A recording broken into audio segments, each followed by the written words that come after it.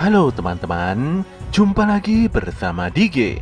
Kali ini DG akan menceritakan alur anime Windbreaker episode 2. DG menyarankan agar kalian menyempatkan diri untuk nonton anime ini secara langsung, karena dijamin kalian pasti puas dan tentu saja memiliki pengalaman nonton tersendiri. Tapi jika kalian gak ada waktu, maka mampir ke sini adalah pilihan yang paling tepat. Karena DG dengan senang hati akan menceritakan semua kisahnya untuk kalian semua. Sebelum lanjut, buat kalian yang baru saja menemukan channel ini, ada baiknya untuk subscribe dulu. Jangan lupa juga untuk menyalakan notifikasinya, agar kami semakin semangat untuk menghadirkan konten-konten terbaik buat kalian. Oke, langsung saja. Persiapkan diri kalian and enjoy!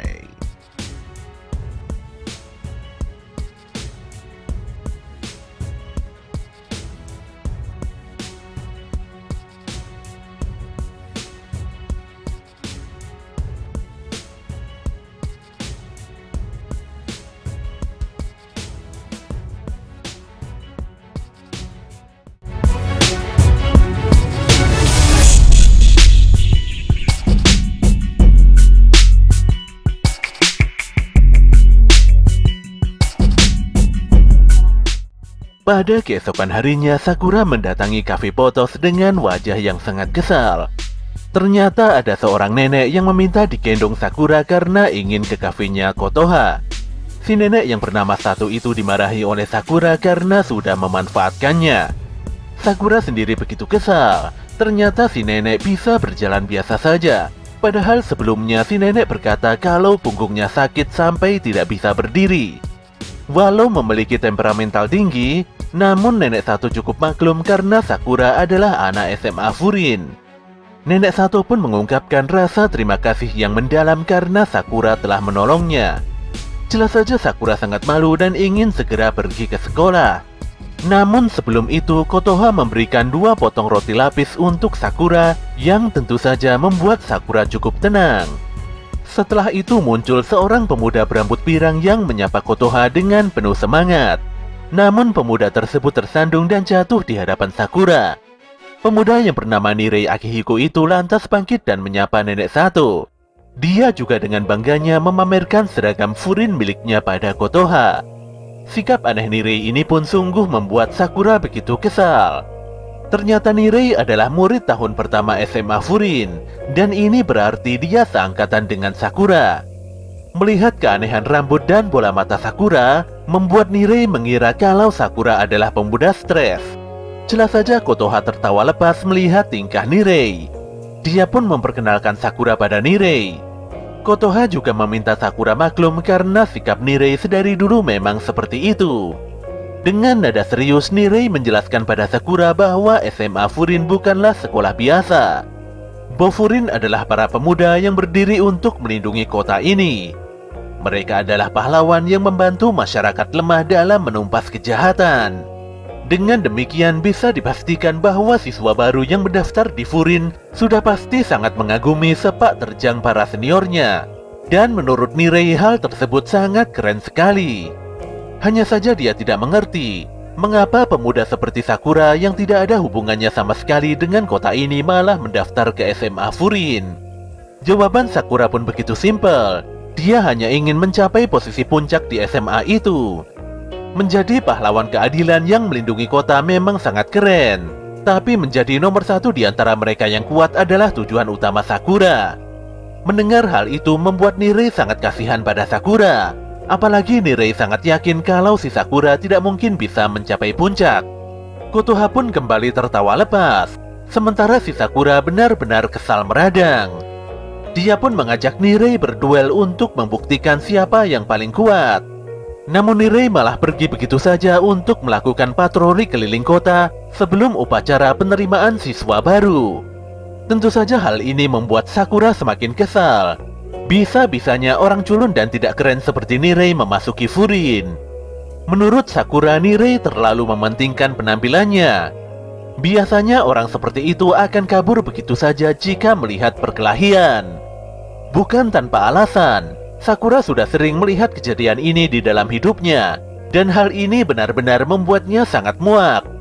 Kotoha pun nampak memahami kekesalan Sakura.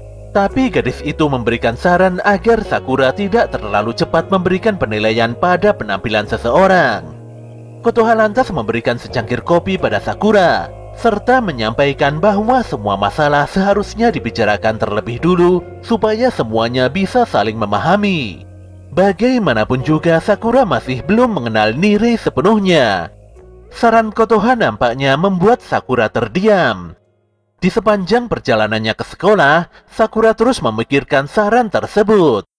Namun konsentrasi Sakura buyar karena para masyarakat memberikannya banyak sekali makanan. Jelas saja Sakura yang sebelumnya tidak pernah mendapatkan perlakuan baik seperti itu sangat syok dan tidak mengerti. Semua orang seperti sok kenal dan sok dekat tanpa ada batasan. Hal ini pun membuat Sakura kembali mengingat pesan Kotoha, di mana sifat seseorang tidak bisa dilihat dari penampilannya saja. Sesaat kemudian pemuda itu begitu kaget setelah seorang gadis tiba-tiba meminta tolong padanya. Ternyata si Nirei dihajar oleh para preman di sebuah gang sempit. Di sini diketahui kalau Nirei berusaha membela seorang gadis yang diganggu oleh para preman. Nirei pun ditertawakan karena kelemahan fisiknya serta prinsip Bofurin yang sangat tidak cocok padanya. Namun demikian, pemuda itu tidak mau menyerah dan berusaha menghentikan tindakan kasar para berandalan tersebut. Ketua berandal pun memukuli Nirei dengan begitu keras. Untungnya saat itu juga Sakura muncul dan menendang si bos preman hingga terhempas. Nirei begitu kaget dan bertanya mengapa Sakura datang menyelamatkannya. Namun setelahnya dia menjawab kalau sebenarnya dia hanya tidak suka saja pada orang yang mengira dirinya kuat, padahal sebenarnya sangat lemah. Tidak terima diremehkan, para preman pun maju serentak untuk menghajar Sakura. Tentu saja hal ini membuat Nirei sangat ketakutan dan tegang. Namun setelahnya Nirei sangat terperanjat melihat Sakura yang bisa mengalahkan semua preman dalam sekejap mata. Dia sangat heran melihat kekuatan Sakura yang di luar nalar. Tentu saja Nirei sangat berterima kasih karena Sakura telah menolongnya. Tapi Sakura tidak ingin Nirei salah paham. Apalagi Sakura memang tidak ada niatan untuk menolong. Sakura tidak peduli alasan Nirei memasuki SMA Furin. Dia hanya berharap agar Nirei memahami kemampuannya sendiri dan tidak terlalu pamer penampilan. Di sini Nirei mengungkapkan bahwa sejak duduk di bangku SMP dia sudah biasa dibully habis-habisan. Tiap hari dia dipukul, disuruh-suruh dan hanya bisa menurut saja. Tapi suatu ketika dia diselamatkan oleh siswa SMA Furin yang sangat kuat. Disitulah untuk pertama kalinya Nirei mengagumi seseorang dan ingin menjadi sosok seperti orang tersebut. Sambil menangis Nirei menegaskan bahwa alasan dia masuk ke Furin adalah untuk menjadi kuat dan keren. Tapi dia sadar kalau sebenarnya dirinya ini sangatlah culun. Sakura pun sekarang mengerti kalau sebenarnya Nirei tidak seburuk yang dipikirkannya. Menurut Sakura, Nirei adalah pemuda berprinsip yang berani menghadapi pertarungan. Dan hal ini membuatnya tidak menjadi culun.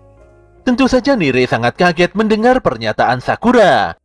Sedetik kemudian, gadis yang muncul sebelumnya mengucapkan banyak terima kasih pada Nirei dan Sakura. Jika tadi tidak ada Nirei, entah apa yang terjadi padanya. Setelah berpamitan pada si gadis, Nirei pun segera mendekati Sakura. Walau Nirei tidak bisa membantu Sakura dalam berkelahi, tapi pemuda itu bisa mengantar Sakura berkeliling kota serta mengenal para masyarakat. Shin pun berpindah pada SMA Furin. Sakura pun terlihat sangat amat bersemangat karena di SMA tersebut banyak orang-orang kuat. Sakura dan Nirei melihat kertas pengumuman pembagian kelas di sebuah papan kayu. Di sini Nirei sangat senang karena dia sekelas dengan Sakura. Nirei juga sangat kaget melihat beberapa nama orang hebat yang ternyata masih kelas 1. Tapi dari semua nama penting itu, ternyata ada seseorang yang membuat Nirei sangat ketakutan hingga berkeringat dingin. Kondisi ini pun membuat Nirei memohon agar Sakura bisa bersikap ramah pada semua teman sekelasnya nanti. Tapi Sakura tidak peduli dan tidak mau diatur-atur. Nirei pun menjelaskan pada Sakura kalau Bofurin adalah tempat berkumpulnya para pemuda yang melindungi kota. Oleh karena itulah tidak heran jika ada orang yang berpikir untuk apa orang luar datang kemari. Jadi Sakura harus membuat Bofurin mengerti kalau dia bukanlah musuh atau orang berbahaya. Jika terjadi salah paham sedikit saja, bisa-bisa seluruh orang di sekolah ini akan memusuhi Sakura.